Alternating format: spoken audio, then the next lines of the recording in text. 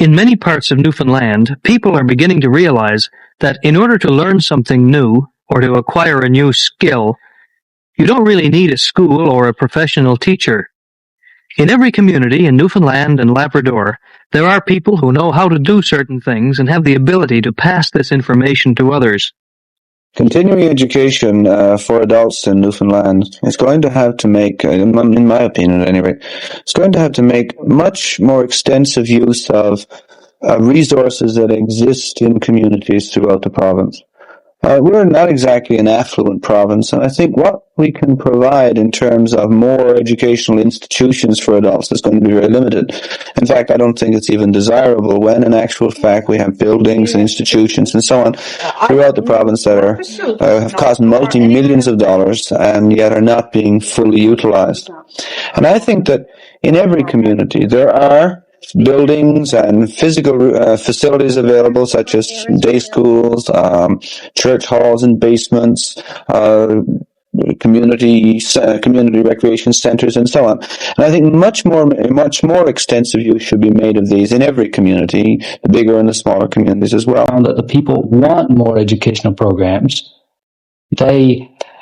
Despite the fact that some of them had bad experiences in school. That's interesting, they would go back if the programs were offered.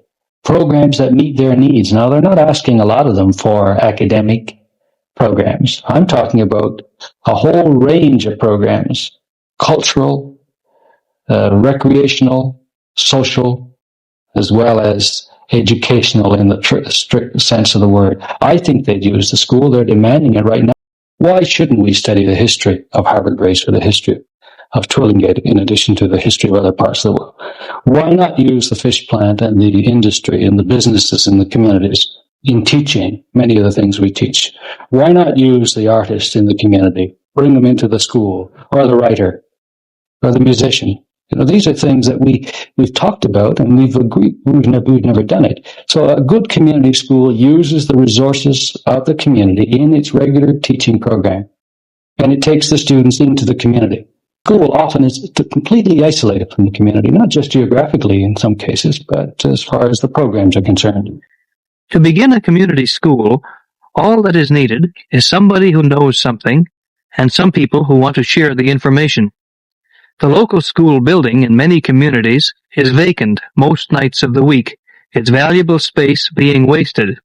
In the last few years, some Newfoundlanders have taken the business of continuing education into their own hands and have discovered that their system works.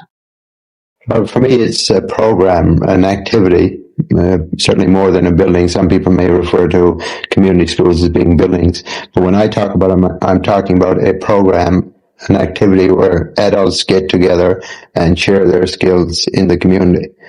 The advantages of it, apart from learning new skills, is it also brings people in the community together. It's a social mix. New people can meet older people in the community.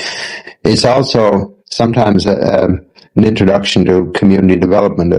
People in the community get together to do this project that is setting up the program. And that's an experience in community development, which can be a stepping stone to other things. But many of our schools are just not used. They're lying there. They have tremendous facilities. They're used. If you took the number of hours in a year and the number of hours that schools are used, you'll find that many of our schools are used only 20% of the time. I think that the concept of the community use of school in this province, to bring it right down to home base, has to be reassessed in the light of our trying to allow people in communities to come into school centres, to drop into them, to look upon them as resources for them. And at the same time, the educational institution has to be open enough and has really to be flexible enough to recognize that local people have ideas, that they have talents, that they should be used within the school system, and certainly they should be used in an overall development, not only for day school education, but for adult education, so that many more of their talents and their contributions can be heard and used in terms of using education for development. It's like boat building. The guy that taught that just knew a bit about boat building, and so on. He told the people what he knew, and that's about it. Is that basically the idea of the community school? Yeah, you don't have to be professional or anything. It's just a matter of getting together and telling somebody else what you know. Hopefully they can tell you something that they know and just learn like that. Will people come out like to be taught by someone who's not a teacher or who's not a professional? Oh yes, probably more so than if they were professionals. I think we never had any professionals other than the first aid course was taught by a professional doctor and nurse.